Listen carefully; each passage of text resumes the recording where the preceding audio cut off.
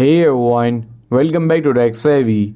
In today's video, I'm going to show you how to enable more sensitive content on Instagram. Whether you are looking to view unrestricted content or just adjust your feed settings, I have got you covered.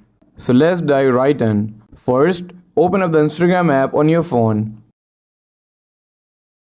And once you are on Instagram, tap on your profile icon at the bottom right corner of the screen.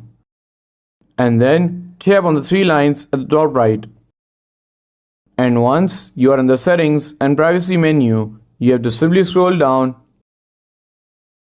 and you will see an option that says suggested content in the section what you see. Once you find it, tap on it.